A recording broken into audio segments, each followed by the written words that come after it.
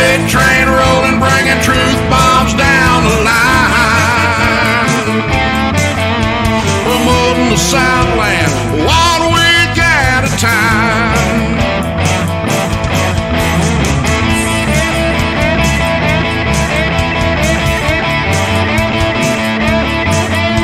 Promoting the Southland 1 week at a time.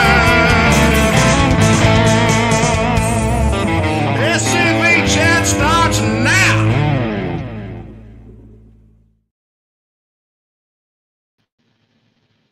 Bonjour et okay.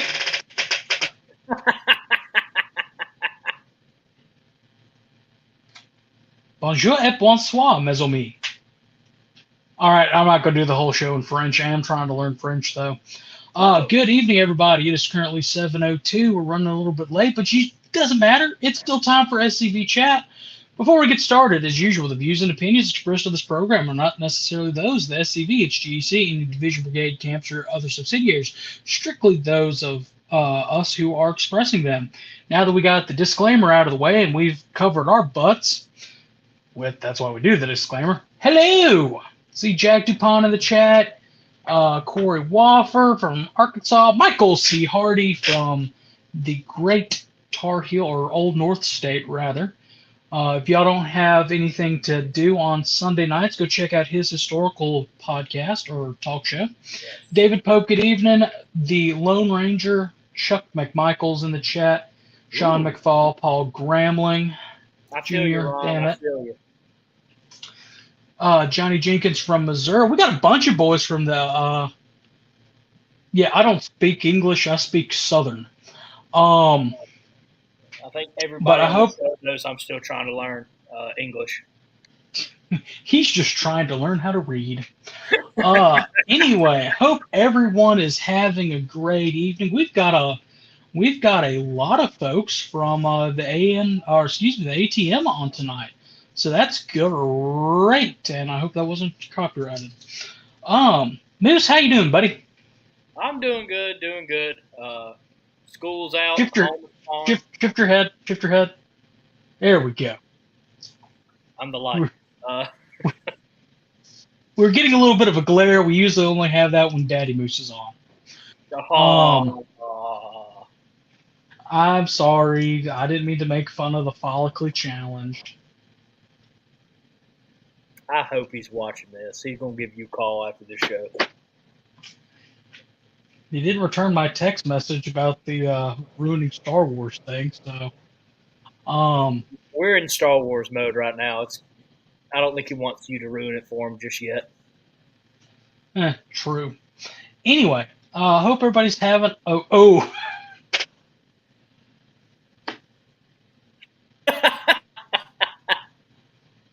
Faversham to you too. Just really quickly, for those who are interested, our good friend and often guest on this show, Carl Rarefroppen Jones, Faversham to him. He does have his own page of 1175 firearms training. Didn't know if y'all knew this. He's a little bit of a firearms enthusiast, but what Marine isn't?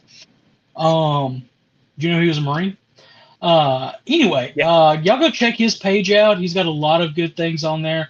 He also does classes about proper firearm techniques and things like that nature.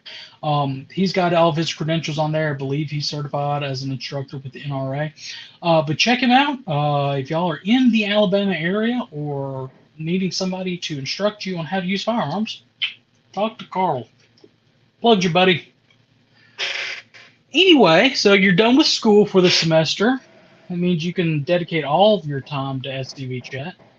I'm doing all my time right now on getting everything straightened out on the position you appointed me to. Yeah, we'll talk about that after the show. Really quickly, as a reminder for everyone, National Reunion is coming up. Get those registrations in. Get those registrations in. It's going to be a great time in Georgia. No, Vinny. Yeah, Vinny, no. Ask Connor. I basically keep the schedule for SCV chat, and we still mess it up. Yeah.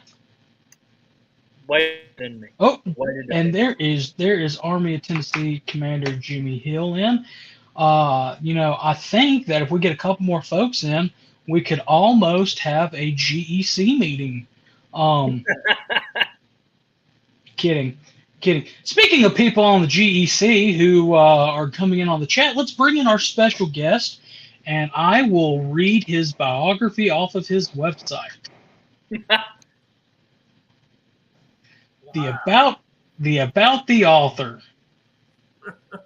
Larry Allen McCluney Jr. is an instructor of American history at Mississippi Delta Community College and an American Civil War living historian since 1995. Based in Greenwood, Mississippi, he's the author of numerous best-selling books, which have been the topic of historical debate among students and historians. Additionally, McCluney is currently a member of the nonprofit organization Sons of Confederate Veterans for over 25 years and currently serves as Commander-in-Chief of the SCV. He is also former chairman of the combined boards that oversees Beauvoir, the last home of the only president of the Confederate States of America, Jefferson Davis. Beauvoir, which is in Biloxi, Mississippi, served as a ceasefire retirement state for Jefferson Davis and his family. Gonna add also for Confederate soldiers, their widows and orphans and servants. McCluney received his bachelor's and master's degree in history from Mississippi State University. The only good thing from there, besides Commander-in-Chief McCluney and a couple other friends, would be Stephen D. Lee. Sorry, that's just a little extra from me. He has written 3 books: Yazoo Pass Expedition, A Thrust into the Delta, Civil War Series 2017, ranked bestseller in military pictorial history, Reconstruction history of the U.S. and U.S. Civil War Confederate history, and On to Vicksburg, the Mississippi Central Railroad Campaign. His latest book is In Defense of Beauregard, came out in 2022, and I just dropped my earpiece. So he's received several awards from the SCV and UDC. He is also Mississippi's top American history teacher 2014, as chosen by the Daughters of American Revolution, and Who's Who among America's top teachers on numerous occasions. For more information about him, you can read about him at LarryMcCluney.com. That is LarryMcCluney.com. Hi, Commander. He's also our Commander-in-Chief. I didn't write that. That was the publishing company that wrote that. Yeah, we could tell. They used the term Civil War in there. Oh, yeah. The publishing company wrote that, so it is what it is.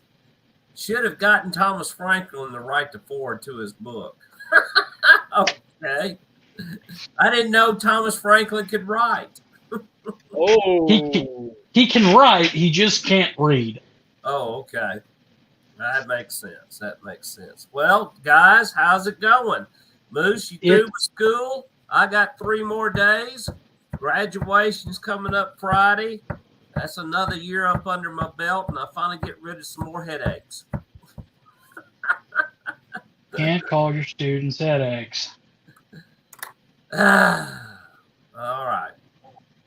I'll say it after Friday then. Exactly. All right. Gotta wait. Oh, by the way, Moose, when I was headed to Louisiana Friday, we saw the Moose discount store. Did you not get that text? I don't think I did. I tried to get a picture of it as we went by. It said Moose discount store. It's definitely where we got our moose. I don't know what they were selling. I don't know what they were selling, but they sell copies discount. of me. Yeah. It's where you buy your moose for your various projects. How's it going, guys? I'm doing fantastic, and that's complete sarcasm. And I'll fill you in on our call after the show. Yeah. Or actually, I'll fill you in this weekend while we're out and about doing things.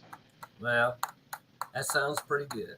But you're going to have to keep a lot of it low key because the wife is going to be with me this weekend. It'll be her first reenactment out since 2018.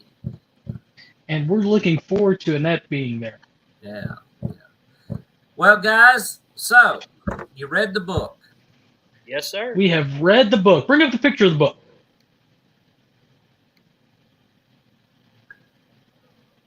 Boom. Boom. There it Boom. is.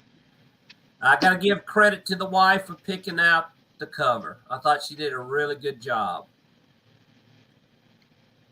Oh, yes, sir. I love the picture. Yeah. It's one of my favorites of Beauregard. Before we get into it, it's early war when I've been telling you since you've been doing Beauregard, you need to get a set of epaulets. Yeah, one of these days I will. One of these days. I haven't had a chance to do early war impression yet. Probably whenever I go to we go to Charleston, and not next year, but the year after. Mm-hmm. I'll probably have to get me a uniform for that. So yeah, it gives me a couple of years to gather money up for that one. Really quickly, let me answer Corey Shane Wofford's question. As far as getting a copy signed, you really need to come to one of the Commander-in-Chief's book signings. He can give us some dates on that.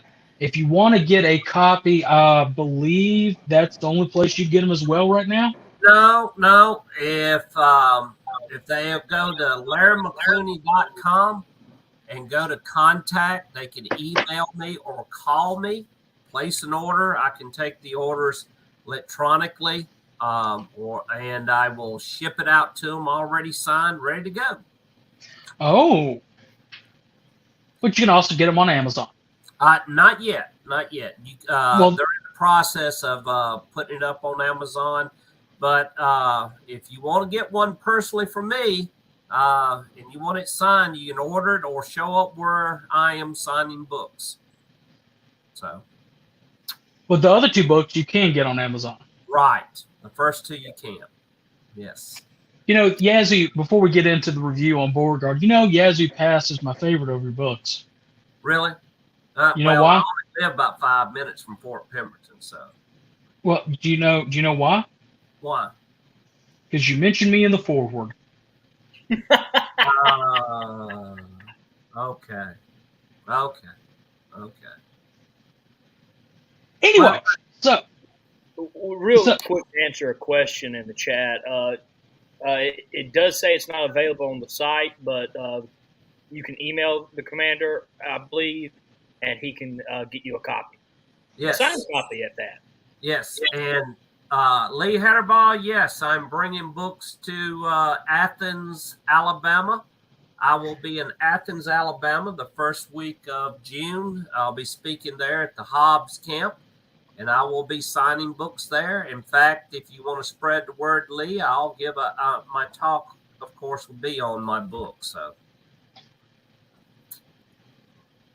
and no, John, he's not gonna make the trip to Detroit. now, yeah, third week. Yeah, the third week in June. So, let's see, that is the Thursday before the Forest Boyhood Home. I'll be there. So looking forward to that.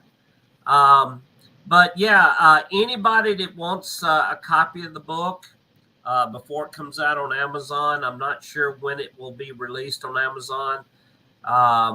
It should be soon, but you can order the first two books from Amazon from that site, or you can just Google my name for the two books. And sometimes you can find them a little cheaper than Amazon here and there. But my book, the newest one, if you'll reach out to me, give me a call or email me, I'll send you a copy. They're $25 paperback, $30 for hardbound, $7 for shipping and handling. So, yes, Jack, the SCV does own the Boyhood Home. yes. So let's get into, well, before we really dive into the hard-hitting questions, Vinny had one that I kind of want to go through just because of our personal relationship.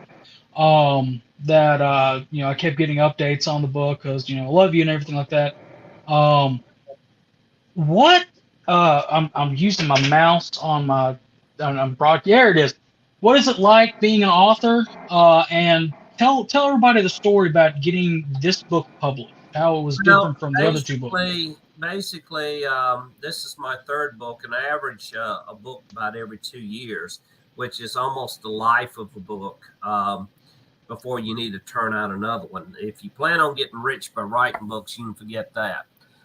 It's more of a dedication and love of contributing to the wealth of knowledge to people. The reason why I wrote this book, Beauregard has become more of an interesting character to read about and learn about. And of course, I got talked into portraying him a few years back, and I do take it to the extreme whenever I portray it, because one of the big interesting things about Beauregard is that he was a kind of a vain man about his looks, and he felt like he had to present his best to the troops. That way they recognize he is a general. He dyed his hair, he dyed his mustache and beard to keep that youthful look. So, yeah, whenever I do it, I go out and dye my hair, mustache, and beard. So, yeah. But the thing about Beauregard is that a lot of people don't realize is that he was the second most victorious general in the Confederate Army, next to Lee, of course, but yet he is only remembered for his loss at Shiloh.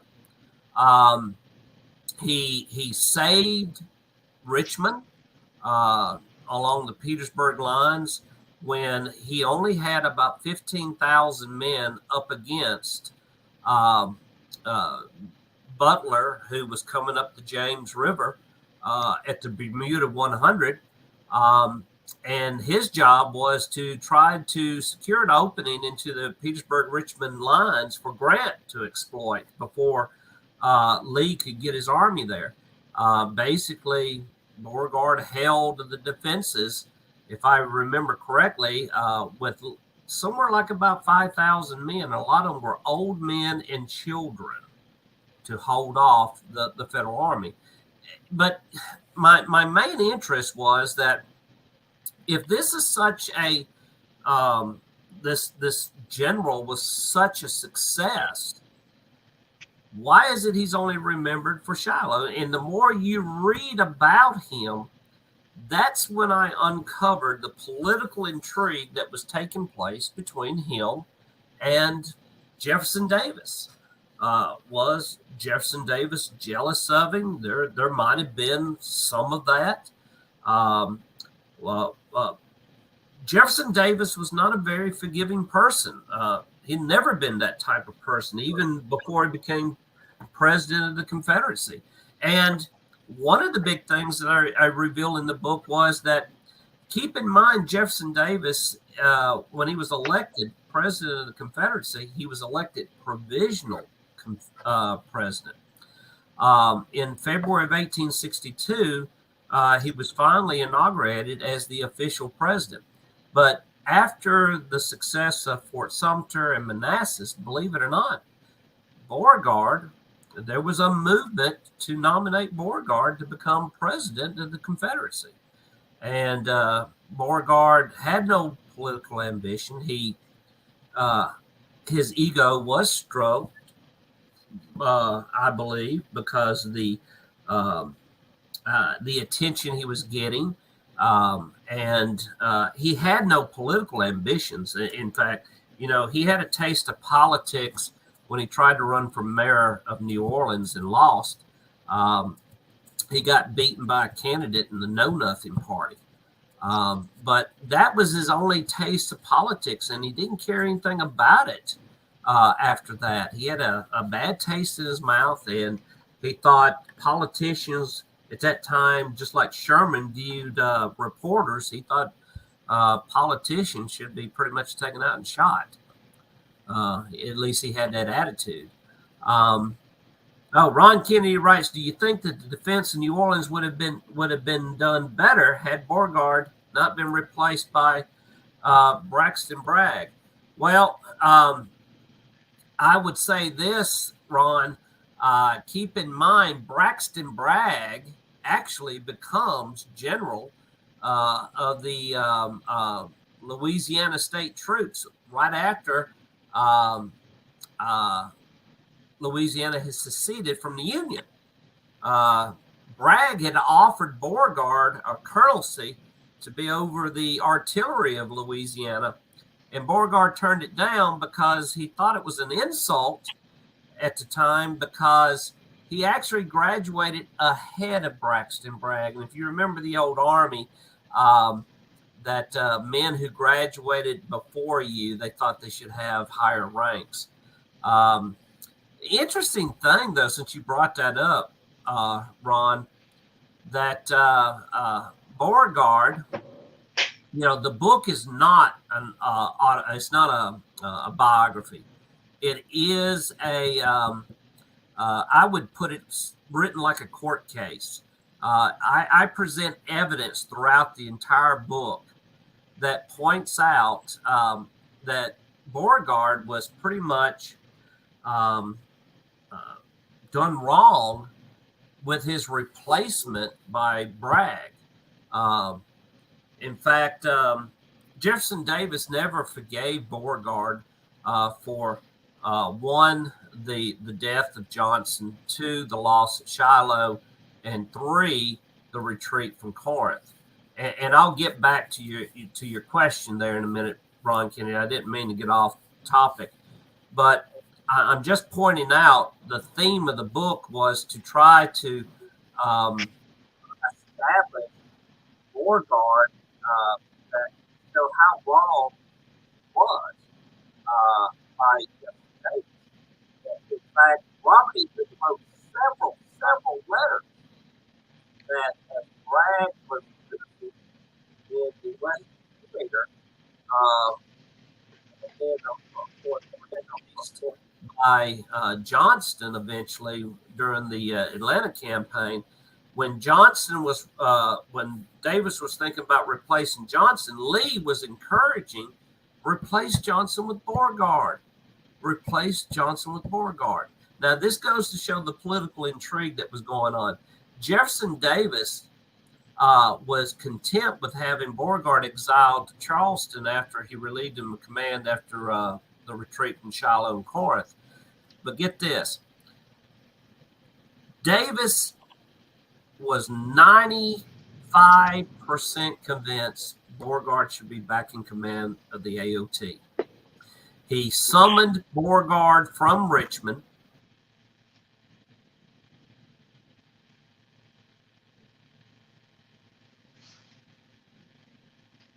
You there, Commander? He is not there. Well, he'll be back. He froze for a moment. Why does this always happen on our shows? I blame you. Okay. Naturally. Fair enough. Everybody still out there? Everybody still out there? Did we just lose Larry? Did we lose the chat heads too? We look like we're live on air still. Yeah, we're live. Carl, if you're still watching, type something. People type something in the chat, please, to make sure that we are live. Okay. Yes, John McCluney says we're still here. All right. Good. CiC, okay. Good. YouTube's still live too. Well, we're waiting. Paul Gramlich's still here. That's all that really matters. It really is. To have a legend in the chat, really, it's an honor. Michael C. Hardy's still here.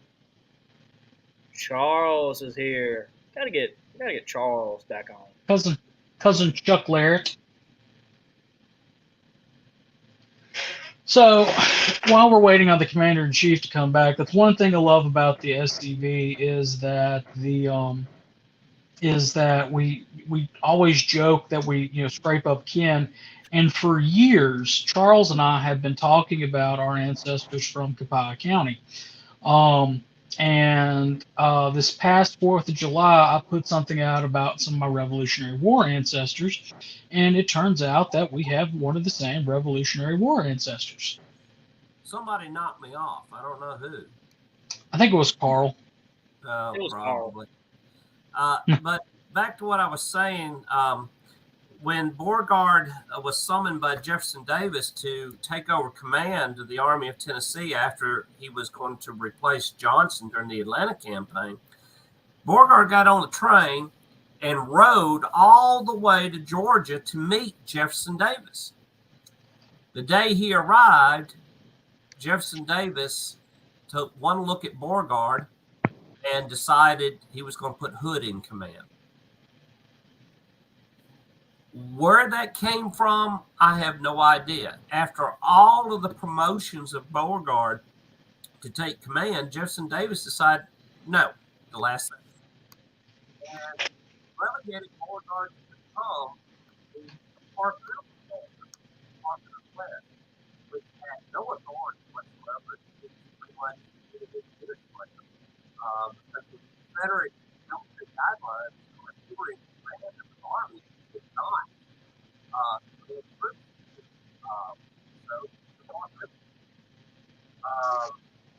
Eventually, Beauregard will come back home and become commander of the Army, but it won't be until after Hood had directed the Army to he would retreat all the way back to Beauregard who would outfit the Army, reclothe them, reshot them, get them back together. Took him about a week or two, and then right after that, they went off to the Carolinas. He was ordered with what was left of the Army, about 18,000 men, effectives, to hold off Sherman's march through the Carolinas. And he kept reporting how fast Sherman was moving. He didn't have time to stand his ground. And then after that, they replaced Beauregard because they said he was having a nervous breakdown. They didn't believe Sherman was moving that fast. So, somebody says my audio is poor. How is it now? Better now. Pretty much what everybody missed was Beauregard taking command after the Battle of Franklin, after Hood got cashiered. Him refitting the army, what was left of the Army of Tennessee, getting into the Carolinas, and having to fight off Sherman. But the politics after the war continues between Beauregard and Jefferson Davis. I'll end it with this because I know y'all gonna want to ask some questions and comments, and I'm sure people viewing's gonna want to ask something. But I'll end it with this. When the war was over with all that inner fighting going on between Beauregard and Jefferson Davis, for whatever the reasons were, and I say read the book and you'll find out the reasons. When Jefferson Davis, after the war, goes back home and eventually settles down at Beauvoir, and he writes his Rise and Fall of the Confederacy, two instances happen. Basically, the best way to put it is that it got into a little squabble once again between Beauregard and Jefferson Davis. Davis wrote his Rise and Fall, and without actually naming Beauregard's name, throughout the entire Rise and Fall, he puts little innuendos that Beauregard was the reason why the Confederacy lost the war. He gives those little innuendos, and then as a result, Beauregard writes his memoirs, which he did not author. He paid Roman to write the memoirs. Basically, Beauregard dictated it to him, and Roman writes Beauregard's memoirs, his military campaigns throughout the war. The second weird incident that takes place is that Jefferson Davis was asked to become the main speaker in New Orleans at Metairie, to be honest, when they were dedicating the tomb, the Army of Tennessee. And it has on top of it a statue of course, Albert Sidney Johnston. Hopefully people will go down there and see it. It's a gorgeous tomb. It's a gorgeous statue. But Beauregard was sent an invitation to appear, and he believed he needed to be there because, he was the Army of Tennessee commander at one time, And he felt, well, I need to be there at least for appearance sake, in respect for the men. Throughout the speech, Jefferson Davis downrated Beauregard horribly. It told the audience basically that Beauregard was the reason why Johnson died, and we'll never know what kind of a great general Johnson was because Beauregard allowed him to be killed. And Beauregard sat there and smiled throughout the entire time and took this insult. And then when it was over with, he went up to several people and said, basically says, instinct told me not to show up, but I did anyway out of respect for the men who will be buried here. He says, but I will never do another function with that man. So when Jefferson Davis dies in New Orleans, Beauregard was asked to be the grand marshal of the funeral. And when he was asked, he says, well, we didn't get along during wartime. I don't see why we need to change that. And he turned it down. There was this huge rivalry between these two men, even after the war and so forth. So, but like I said, it's not a biography. I really, hopefully people enjoy reading it because I really get right down to a lot of the instances, the inner fighting between Jefferson Davis and Beauregard. And who knows, right there at the beginning of the war, Beauregard told Jefferson Davis that we could have won the war right after Manassas. Led my army march on Washington, D.C. The road was wide open. And basically, Jefferson Davis was listening to the wrong people instead of listening to Beauregard. And Beauregard basically told him, if we don't take it before Christmas, we'll never take it. And Davis believed that we need to mourn our losses. Surely those people see our cause as just, and they'll never attempt to invade us again. So basically, Beauregard wanted to take the war to the north and take Washington. Can you imagine what would have happened if we took Washington? And look, guys, it wasn't just Beauregard that thought that. Longstreet had disobeyed an order. He had marched his brigade down the road going to Washington, disobeyed an order. He was ordered to stop. He kept going, and finally, Beauregard sent an order, and he finally halted. I mean, Longstreet was leading the way on to Washington. And then, of course, Stonewall Jackson was ready to go. He kept saying, give me a regiment, and I'll lead it into Washington. Who can argue with these men? They go on to become top generals of the Army in Northern Virginia, but yet nobody would listen. All right. Do your worst. Do my worst. Okay, so you've already covered, what was the purpose of the book was to, kind of, set the record straight about Beauregard. So we got that. The facts are definitely accurate, and that gets me into the what I believe is the book's greatest value. I'm trying to get to the beginning of the appendixes really quickly so I can show everybody. That's Appendix 3, Appendix 2, Appendix 1. So this much of the book right here, which is a good last pages 217 through 358 is nothing but your footnotes, your endnotes, as well as your appendixes, which we live in a day of age now with at least people looking up for historical knowledge. They go to Wikipedia. Now, granted, that's not the best source for you to use.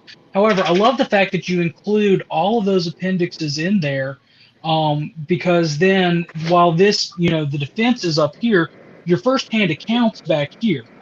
Being a historian, whether it's writing a history paper or being a reenactor or whatever, going and being able to put your hands on the firsthand sources are fantastic. And you laid that out there very well. I love the fact that you included the 7 questions that Johnston's son when he went to, I believe it was Mobile. I've got it marked right here, but when he Yeah. went to Mobile after Beauregard's, I believe it was his throat operation. It was a throat operation, and after he left Shiloh and Corinth in early June, the regimental surgeon told Beauregard, who had been averaging about 4 hours of sleep since the retreat from Shiloh, before he went west after he left the Manassas. He had a throat surgery, and he didn't quite fully recover from it. So you imagine after Shiloh, from April to early June, he's averaging 3-4 hours of sleep a day and totally exhausted. And basically the generals tell him that if you don't take at least a week to 10 days rest, you're going to die. So what does he do? He goes to Bladden Springs, which is just north of Mobile, to rest in the spring waters there. Right, and I love that because that is one portion that is often left out of the Beauregard story, is the fact that after this happens, Jeff Davis sends one of his aides-de-camp, who just happened to be Albert Sidney Johnston's son, to interview Beauregard to make sure that he did everything right. And he writes in there saying that pretty much he did everything he could. So, that was a little bit of backlag. But with the son of your former commander going down there and exonerating you, you really can't do anything. It's very good that it's there. Speaks very well of Beauregard's character. I'm glad that's in there. Illustrations are great. The map, things like that. Really like the fact that you include those illustrations in there. It helps understand things a little bit better. Excuse me, I got the hiccups. Yeah. How did you like the picture of Beauregard before he grew a beard? It had the long mustache, and it looked like it was Prussian influenced. Right. At the beginning of the war, or beginning of the book, you talk about his influence from Napoleon III. But definitely, I did like the Prussian influence part because it's, at least from the military, the Prussian example of Frederick the Great, who was, for lack of a better term, those were the two styles during the Napoleonic era. It was either Napoleon or the German example. Well, the thing was finding a photograph of Beauregard during the Mexican War era with no mustache and no beard. Oh. Yeah. Which, well, I'm not going to spoil it for him, but young Felix there, he does have a shoulder board. The one complaint I will have is there's no mention of Judah P. Benjamin in here. He's Benjamin's. I do mention that he had issues with the cabinet members of Jefferson Davis when he started putting in certain requests to start moving on Washington. And it seemed like the cabinet kind of rallied around Jefferson Davis, whereas the Confederate Congress was, we need to turn Beauregard loose. Let him take Washington. So, trying to think of whatever anything else I have within my book review. I do believe that this should be in every Confederate historian's library, mainly because it is like I said, it includes, not only is it a good read, but it also includes firsthand documents, portions of the OR, things like that, which we're to be the authority on everything Confederate. We need those firsthand accounts. That's the first thing you learn in becoming a historian in history classes in college. firsthand accounts are very important. Yeah. Right. And the other one is easy to understand the ideas. Like we were discussing before the show, how you presented it not so much as your typical biography, because there is a biographical portion and some biographical nuance to it.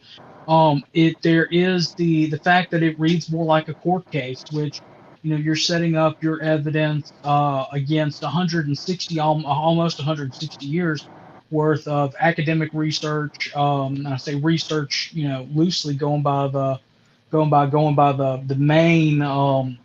Well, we'll listen to Davis over that. Not saying that Davis doesn't need to be listened to, but you finally express the unheard side of the story, Yeah. which is very good, and that's also a theme in several other of your books that you've written. Especially Yazoo Pass. I think your book is the only book on the Yazoo Pass. It is. The Central Mississippi Railroad campaign is not that well known. And finding those niche, interesting portions of history is something that we really need to focus on as well. Kind of like what Michael Hardy's been talking about as far as learning your local history and things like that. Those niche portions of history are important as well. So that's my take on it. What was it? You want me to address Lori Adams asked a question. You want me to address that now, or y'all gonna take a break before we address questions? Go ahead. Okay. Yeah, go ahead. Lori Adams wrote, "How did President Jefferson Davis come down on the Shiloh difference between Beauregard and Bragg?" Well, let's put it this way. Beauregard actually left Bragg in command of the Army of Mississippi. That's what it was called before it was changed to the Army of Tennessee. After the retreat of Shiloh, and let me back up for a second. Why did Beauregard retreat? The intel, the information that he had was that Buell was 2 to 3 days away. Lost him, Jim. I'm sorry? We lost you there for a second. Can you hear me now? We can hear you now. Okay. Yeah. Well, like I said, they didn't have telephones, radios back then, but the information that Beauregard had at Shiloh on the first day, just before it was announced that Johnson had been killed, that Buell was 2 to 3 days away. That came in from a cavalry report that was monitoring and shadowing the Buell's army as it was approaching Savannah, Tennessee, which is right across the river from Shiloh. But when Beauregard retreats and reorganizes the army at Corinth, the army was actually larger up under his command when he reorganized it at Corinth than it was when they marched out to go to Shiloh. And when he finally leaves Corinth in retreating after being laid siege to, he saw that they were about to be trapped. And plus, on top of that, the diseases, the typhoid, there were more of his men were dying from diseases and typhoid than Yankee bullets. He had basically beaten the Federals at Corinth in every little engagement. So they were laying siege and trying to encircle him and trap him. And he saw the writing on that wall and retreated. But when he finally established a new headquarters in Tupelo, Mississippi, he left Bragg in command to go to Bladden Springs to heal. Now, he had sent a letter to the War Department. Now, back then, just like now, when a commanding officer leaves his army, he has to have permission first. Well, he sent his medical reports to the War Department. He sent a letter notifying the War Department that he is leaving Bragg in command and is going to Bladden Springs to heal. Cooper had received that report and that request.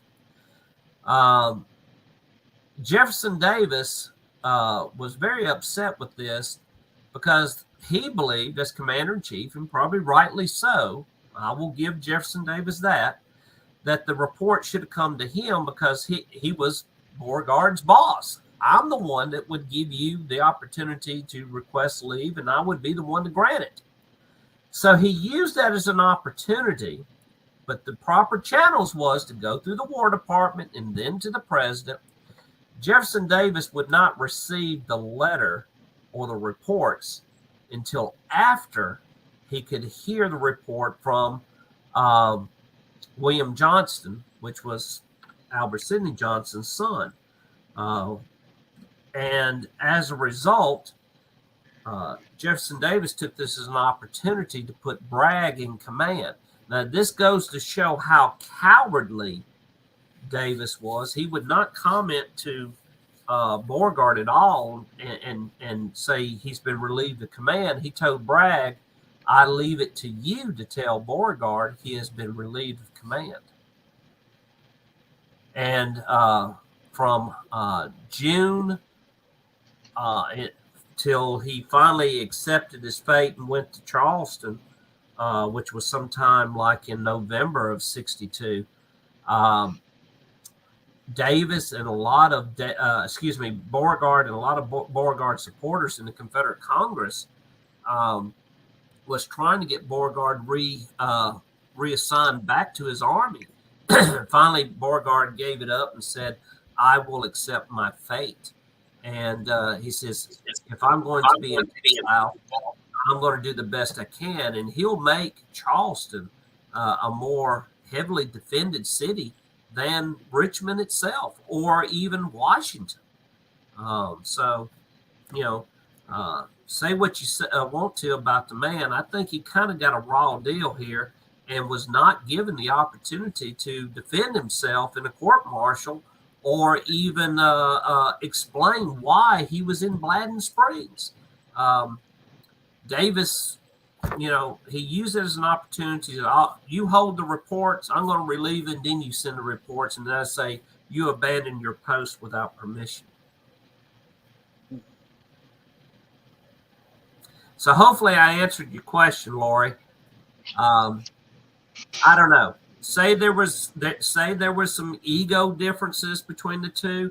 Say Davis was a little jealous of Beauregard at the beginning of the war, of all the attention. Just keep in mind, Davis actually did not want to be president. He accepted it. He actually wanted to be a general. And he micromanaged everybody throughout the war. The only person he didn't micromanage was Robert E. Lee, and Lee knew how to play Jefferson Davis. But go ahead. Any more questions? I can talk and talk and talk. Oh, we've got several that folks have sent with stars in. So David Pope asked, Commander, what's your take on Beauregard's November 1861 letter published in the Richmond Whig? Yeah, I know what he's talking about.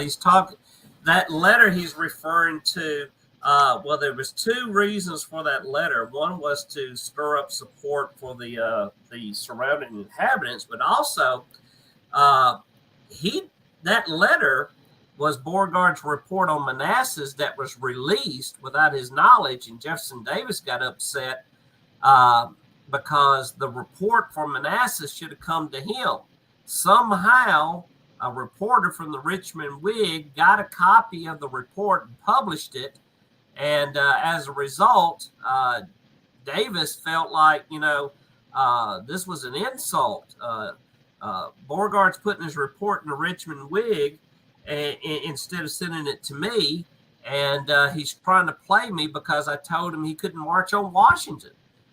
Throughout the entire time between that time in November, Beauregard's asking for supplies, asking for this, asking for that, just so he can prepare for the march on Washington itself. And then it was sometime after that, when they get into a lot of political debate, that Beauregard finally just gave up and said, send me somewhere else.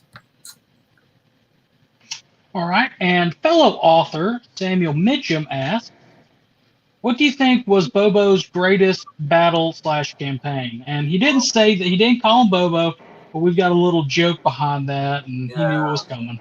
Yeah. Thank Tom Strain for that one. Well,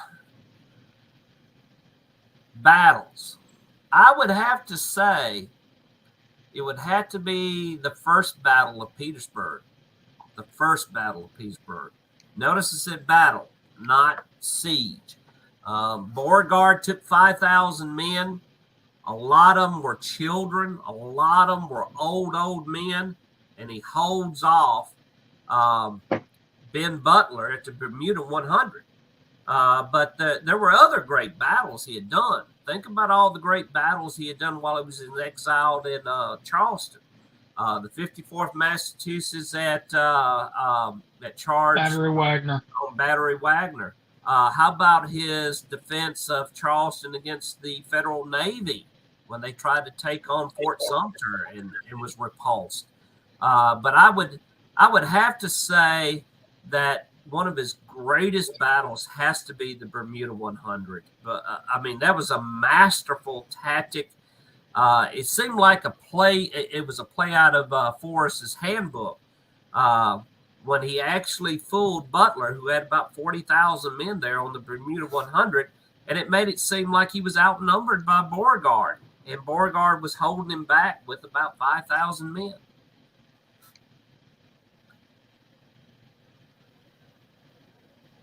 I'm scrolling through really quickly to see what well, that's all the comments that I can see. Just everybody make sure that you so I'm on a website that is War Between the States Book Review, and there's another one that just came out about Beauregard, Dreams of Victory, PTG Beauregard in the Civil War, where they talk about this author had previously written about those, what you just talked about. I'll send you the link to these people, to this guy's website. He's already reviewed one of your books. I think that it'd be good for him to write a review as well. Yeah.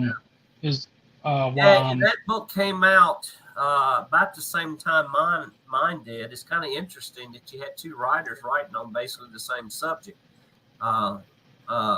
Beauregard. So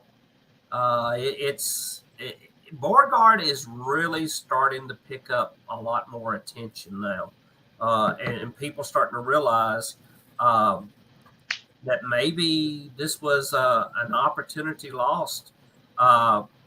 You know, when you have men like Robert E. Lee trying to write the president and tell him Beauregard needs to be in command of the Army of Tennessee, you know, that says a lot, and yet the president didn't listen. Of course, the book, The Authority on Beauregard, if anyone's interested and really wants to read a biography on him, was done by Professor T. Harry Williams, who was a professor at Louisiana State University. This was done back in the 50s on Beauregard. It's still probably the only biography on Beauregard in a modern sense. There hasn't been a biography written on him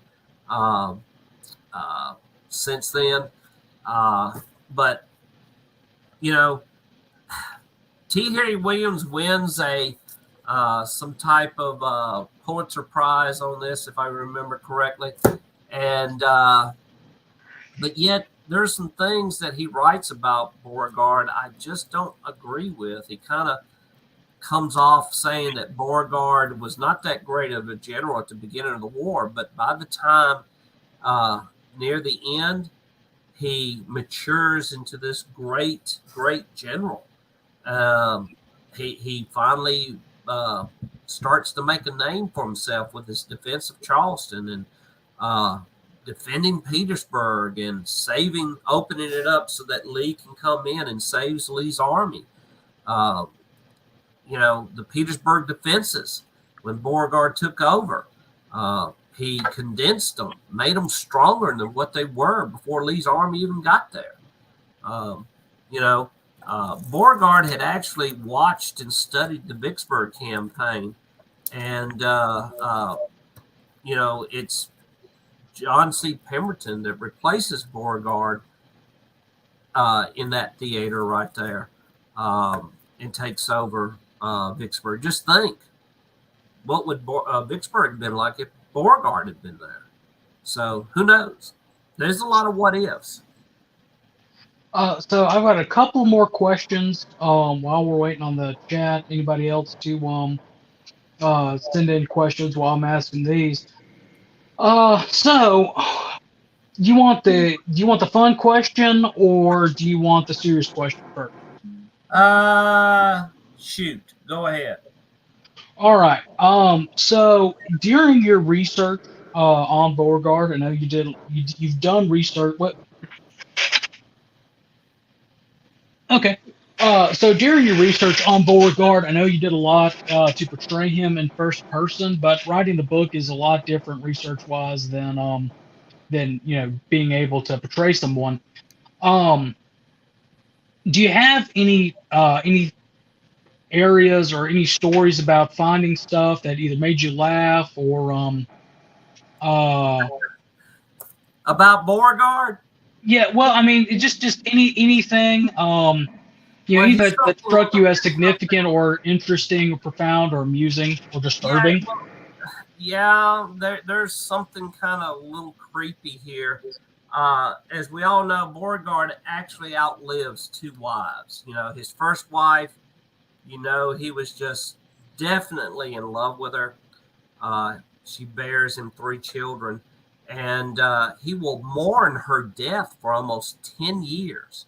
10 years he would go into mourning. In 1860, Miss Catherine DeLone would bring him out of that mourning, and then he would fall in love with her and marry her. But the weird thing is that after Catherine dies, no, not Catherine, Caroline DeLone, after she dies in 1864 in New Orleans while he's off at war, he was sending a button off his coat for every campaign that he was in. And that little button was a message to her that he was still alive. Eventually, when she dies, Beauregard's daughter gathers up all those buttons and makes a bracelet that she will wear throughout the rest of her life, made out of her father's buttons from his frock coat. And that would be passed on from her to her daughter and so forth and so on. But the weird thing about it is, now, everybody thinks of Beauregard as being a ladies' man and so forth. He liked the attention of women. Granted, every guy likes, some woman giving him attention and so forth. But he never played upon it. He really didn't. He was a very devoted husband. He had a lot of fan mail from young girls, and just like the men of that time period, they liked the attention and the flirtations, and he would write letters back and so forth like that. That is the life of a soldier, being away from home. But the weird thing is that after the war, Beauregard becomes very, very devoted to his daughter. Almost creepy-like. Everywhere he went, she was there. Everywhere she went, he always made sure he was there. And when she gets married, he convinces her husband to stay in New Orleans so that they would not ever be separated. In fact, when she dies, and she dies before him, he personally, remember now, Beauregard's an engineer. Beauregard designs the mausoleum for his daughter, and it looks like it's got a little bit of Islamic influence, a Middle Eastern influence to it, but it is a gorgeous mausoleum that I've seen. So that's kind of a creepy thing there. In fact, he makes a trip to Niagara Falls. David White, commander down at the Beauregard camp in New Orleans, sent me this picture showing Beauregard after the war sitting in the chair. He looks like he's wearing maybe like a white linen suit, and his daughter's there and a couple other officials who were in the Confederate that served up under Beauregard. I mean, they made trips together. They I don't know, maybe it was that connection back to his daughter's mother, his first love. Right. And you got to understand this. You see, his daughter's mother, his first wife, she died in childbirth, giving birth to her. Well, his daughter dies in childbirth, giving birth to her second child. So there's that connection there. Who knows? But that's a creepy thing. And what was it? During the war, when the war was over with, he was making his way back home. The Federals confiscated his luggage, and he was trying to get it all back. And yes, Ron, Beauregard was Roman Catholic. But Beauregard was making his way back home to New Orleans. The Federals confiscated his luggage, and Beauregard had petitioned to get it back several times. The Federals wanted it because they thought maybe there might have been reports or documents or something other in there, that they could use against some of the leaders if a trial came up, things like that. But the reason why Beauregard wanted his luggage back was that all the papers in the luggage were fan mail that was sent to him. Remember, I said he was a little bit of a vain man. He wanted all that fan mail so he could sit back and read it and write back to his fans. So, and the fan mail was from young ladies from all over the South. All right, final question, and then if we don't have anything else for the chat, we'll call it. Do you believe that there are any implications for with the style that you have written this book in on academic writing in the future? As in reference to more writing on Beauregard? Well, not so much more writing on Beauregard, just the style that you set up the book with the partial biographic section in the front, followed by your conjecture, along with the evidence that you found. That style, as well as yes, there is another book in the wings I've hadn't really told anybody about, so I'll make this announcement now. It's still in the planning stage, but I've already got an idea for a new topic, and I'm kicking around this title called "The Dark World of Slavery." And why am I calling it The Dark World of Slavery? No, ladies and gentlemen, I'm not doing a politically correct book or woke book. But I got to reading a news article about a month ago, and it was written in Roots magazine. And the article was about almost 4,000 free blacks in the United States before 1860 who owned slaves.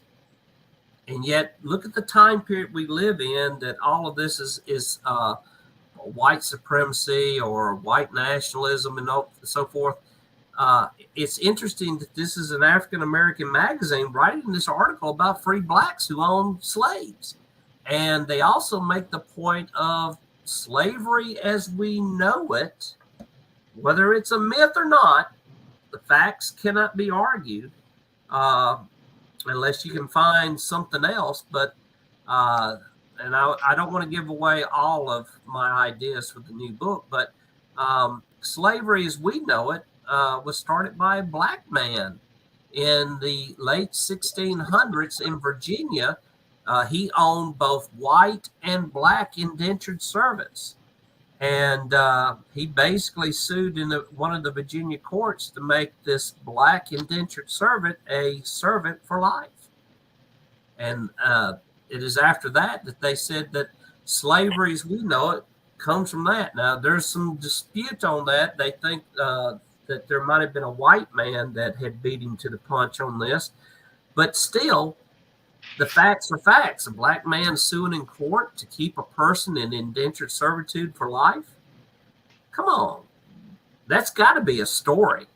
Being from Mississippi, Connor and Harrison, we all know about William Johnson, a free black who owned slaves. So Barber of Natchez. Yeah. Yeah, and the 1619 Project, Mayo, forget that, because there were blacks that were slaves here in the colonies back in 1546, I think, when Spain was colonizing Florida and attempted to colonize the Carolinas, and they had African slaves with them. So if they say slavery started in the what's going to be the present United States in 1619, I got an argument for that. Everybody knows there were slaves in Mexico and African slaves. The ones that the Spanish brought to Florida came from Puerto Rico. So it's kind of hard to believe about that, isn't it? Well, I look forward to reviewing that one in 2 years once you have it completed. Just a reminder, if y'all are wanting to get a copy of the new book, we're not answering a ton of questions on it, not diving in. We're trying to be vague so that you get the book and read it on your own. Go to LarryMcCluney.com. At the very bottom of the page, there is a contact us with his email address on there. Please contact him. Let him know that you're interested in the book and everything like that. He'll send you an autographed copy. Where are you going to be in the next couple of weeks as far as book signing goes? Well, I haven't got my calendar in front of me, but if anybody's going to the Forest Boyhood Home Celebration, I'll be setting up a booth there. I'll be in Athens, Alabama, speaking at the Hobbs camp there. Let's see, I'll be down at Grand Bay, Alabama, the first weekend of June, speaking there and signing books as well. And Linda, all you got to do is go to LarryMcCluney.com. LarryMcCluney.com. You can see the website scrolling through. And email me or give me a call, and I can take payments electronically, and I will gladly sign you a copy and send it to you. Where else is it? I will not have a booth at the National Convention. We all know how busy that's going to be in July. But there are opportunities to reach out. If somebody wants to know if I'm going to be close to you, email me, and I'll send you a schedule where I'll be signing books and doing programs and so forth.